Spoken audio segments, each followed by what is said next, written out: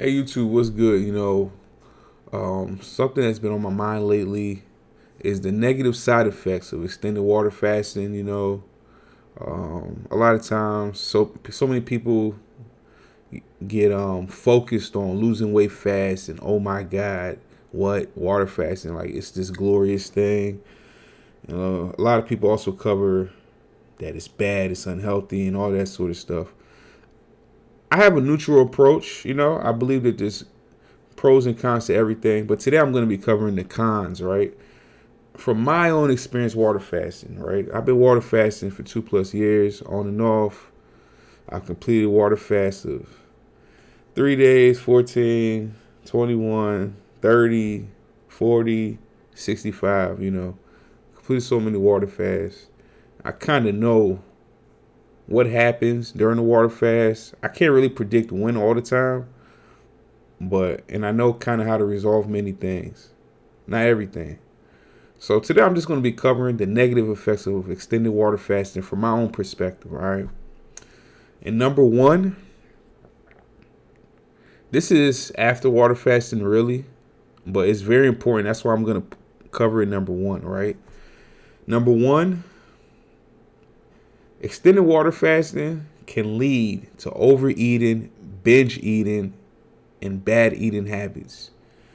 From my own experience, I've experienced that I eat more now that I water fast.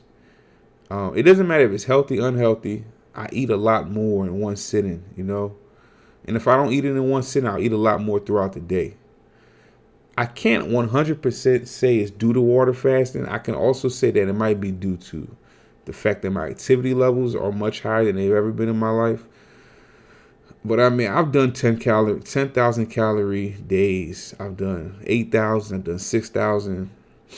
I've done some insane eating days. And some foods that I'm eating now, it is easy to take in a lot of calories, like nuts and stuff like that. So I'm not beating myself up over it, but it is something that I've noticed. Another thing I've noticed is that with this binge eating is that my binge eating can last 2-3 weeks. You know what I'm saying? A month. And every day when it's happening, I'm like, okay, on this day I'm gonna stop, or tomorrow I'm gonna stop, or this week on this date I'm gonna stop, or when this season starts I'm gonna stop. It's good to have that sort of mindset and that sort of planning, but it doesn't always work. All right, so number two, and there's a reason this is number two, hypoglycemia. Number three is actually hypotension, but we're gonna cover hypoglycemia, okay? Hypoglycemia is a state in which your body does not have enough blood sugar. Okay, low blood sugar, and it's usually talked about when it comes to diabetes, right? But also when it comes to fasting, it's something to note. Okay, because when your blood sugar is low, it can get so severe that it's like your brain shuts down. Imagine that. Your heart starts beating really fast because every little movement is so much work when your brain shut down. Some of the symptoms: confusion, dizziness, tiredness, sleepiness. Maybe just to go from point A to B, and point A to B is just like 10 feet, 20 feet. It can be like, oh, I don't know if I'm going to make it. A lot of irritability, and just like it's almost like a loss of consciousness. It's really bad, and it's happened to me over 5 times. In the beginning it would happen to me while I was water fasting. Now when it happens, it's like right after water fast, because right after water fast I tend to try and do a lot of activity because I'm so excited and stuff like that, and I haven't done it in so long. So it's like it's a balancing thing, really. It's like you did one extreme, now you're going to the other extreme. You feel me? Well, yeah, if you've ever experienced that, you might want to research hypoglycemia symptoms and also cures. For me, the cure has always been chocolate, right? Heavy sugary chocolate. I really just need sugar. And when I eat chocolate, I get it fast. You feel me? Also, sometimes lemons help. I've never actually tried. I think I've tried a fruit smoothie once. That it helped. I can't think of anything else. Oh yeah, I've tried a protein bar. It helped. Hypotension, orthostatic hypotension. Number 3, orthostatic hypotension. Orthostatic hypotension is when maybe you're laying down or you're kneeling down and you go to stand up, right? And when you go to stand up, maybe you did it too fast. Maybe fast is normal to you. You'll feel lightheaded. You'll feel like you're going to fall out, pass out. You know what I'm saying? That's orthostatic hypotension. And it happens when your blood pressure is too low. So when water fasting, being that you're usually not taking in a lot of salt, maybe, the normal amount, you could actually lower your blood pressure to a point in which it's too low when it comes to going from laying down or kneeling down to standing up. And it has a lot to do with blood circulation. You feel me? When you're laying down, kneeling down, a lot of your blood is concentrated into one area of your body, and it's not hitting your brain the same way. So when you go to stand up, you'll feel that difference. Number 4, irritability. Many times when I'm water fasting, when I get to like right now, I'm on day 6. When I get to like day 7, day 14, what have you, I can't deal with people anymore. Like, I'm done. Like, I don't have time. Like, don't bother me. You know what I'm saying? Like, I know you have issues. I have issues too. But I can't deal with you right now. I can't help you right now, I get like irritated. I get annoyed. So a lot of times when I'm water fasting, I even go off social media, like all forms of social media. If someone wants to contact me, they got to hit my line directly. And I know they'll only do that if it's an emergency. Number 5, sleep deprivation. When I'm water fasting, sleep deprivation, it could come as early as day 2. It could come as late as day 10, day 14, I don't really know what causes it. My theory has always been magnesium, not having enough magnesium in my system. And a lot of food weighs me down and makes me sleepy too, like chicken, turkey, and stuff like that. But my theory has been, loss of nutrition. My body's like more alert, more awake, and it gives me that energy to go and find food. That's my theory about it. But I experience sleep deprivation when I'm fasting a lot. I can only recall one time when I stopped fasting and the sleep deprivation continued. But most of the time, sleep deprivation happens when I'm doing an extended water fast and things are going smooth. That's when it usually occurs. I can only recall one water fast, actually. I think it one where I slept like a dog all throughout my water fasting. I never really was measuring my snake juice intake, but maybe that had a lot to do with it. Maybe I was drinking a lot of snake juice. I don't know. I think we're on number 6, right? 3, 4, 5, 6. Yeah, number 6. Low energy. Okay. I mean, that one kind of speaks for itself. Obviously, if you're not eating, food is energy. And if you experience low energy, it's probably because you're burning a lot of energy while you're water fasting. So your body is like, it's feeling weak, tired.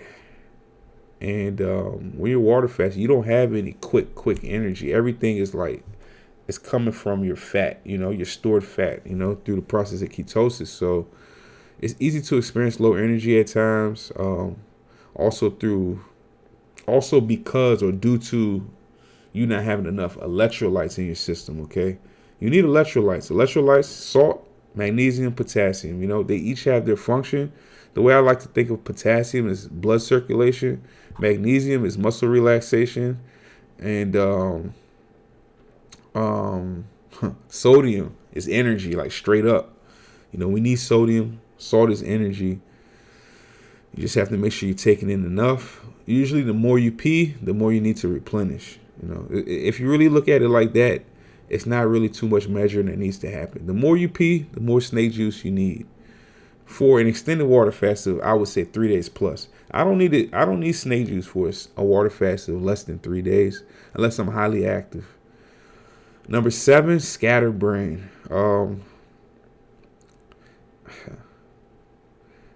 It's almost like a state where I can't sit still and I can't concentrate on things I want to concentrate on, like work, or maybe I'm writing something or whatever, It's really hard to focus. And it's really hard to concentrate on let's focus. Concentrate on one thing. It's wild, But as soon as I eat, it stops. It's so weird. As soon as I eat, it stops. Number 8 is hallucinations. I've had some funny hallucinations when I'm water fasting. A lot of times I picture like very big insects right on my headboard of my bed or on my bed sheet. They're never on me, but it's like, and it's so vivid. It's like, that's a big ass spider. Like, what the, I don't know what's that about, but it's always when I'm laying down in bed in the dark room with a little bit of lighting. If I cut the lights out completely, I won't really see it. It happens randomly, but anytime it happens, it freaks me the hell out. But I know it's not real, but it looks so real that I have to react to it. Number 9,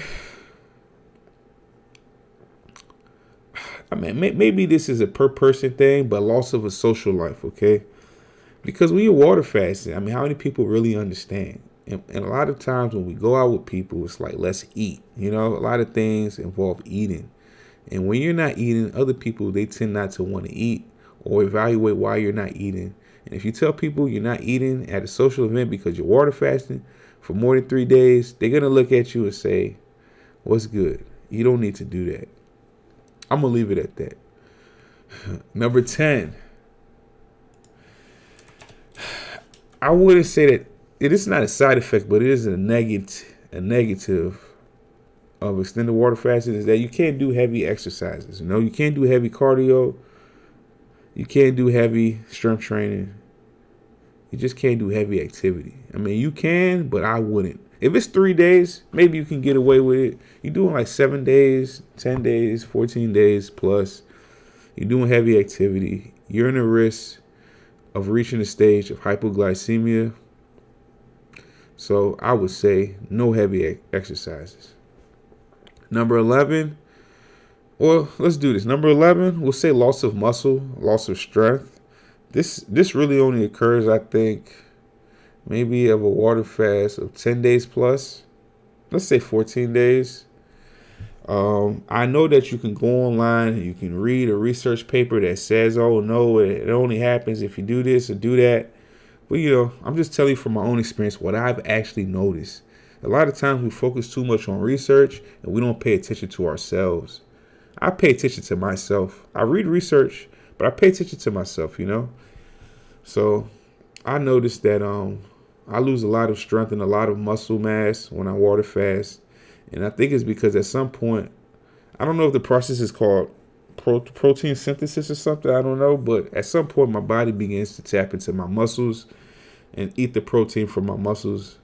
So I think a lot of that happens when I start to do some cardio while fasting. And I also find it hard, of course, it's pretty obvious, to build muscle while fasting. So when I go to the gym and I'm working out, I don't actually get stronger while water fasting. And a lot of times when I do heavy weight, my heart beats really fast, so I can't do it for long. So my approach now is when I'm doing an extended water fast, I don't go to the gym. Because once I start eating protein, I can eat heavy protein and I can build muscle back in like 1 month, 2 months. So that's good with me. And last but not least, number 12. This isn't proven. This is just something I've noticed within myself. But I mean, there's definitely research out there that says it too. There's also research that says it's not true. Is that metabolism slowdown will occur. When you move less, naturally your body tries to burn less energy because it's trying to keep a state of homeostasis. You feel me? So imagine this. Imagine your metabolism is really high. You're doing water fasting, right? and then you continue to burn as much energy as you've always burned. And let's just say you used to burn a lot of energy, right? Imagine that you'll lose too much body fat too fast, and your body doesn't know you're trying to water fast to lose weight. It doesn't know. So your body's like a computer that's been pre-programmed. It knows that, okay, you're not moving actively for an extended period of time. It needs to burn less energy to preserve your body weight as much as it can. Because if it doesn't, you'll get sick. You'll die, right? So metabolism slowdown occurs. And when you start eating, your metabolism gradually picks up. But it's not like instant. You feel me? It's not instant. So if you finish water fasting and you eat heavily, and maybe before you water fast you used to eat heavily, you'll gain weight back so fast. Your body will retain everything because it's been deprived for so long. It'll retain water, it'll retain salt, it'll retain protein, it will retain fat and carbs. So there's some strategies and approaches to how to eat after you stop water fasting. To me, something that I've done very recently that worked was doing cardio, even if it's just walking, and just eating natural, healthy foods. And if you have to overeat because, you just can't help that craving, eat a fruit, eat vegetables and eat fruit. Just eat healthy things that if you overeat it, it's like water, like celery, spinach, cauliflower, broccoli, It's better than fatty foods, and it's definitely better than processed, food, sugary foods, snacks, candy. So, that's it though. That's my 12 negative effects of extended water fasting. Maybe you've experienced some of these, maybe you haven't, maybe you've experienced something else. Let me know. Drop a comment, like, comment, subscribe. I'll catch you on the next video. Keep rocking with me. I'm rocking with you too. Peace.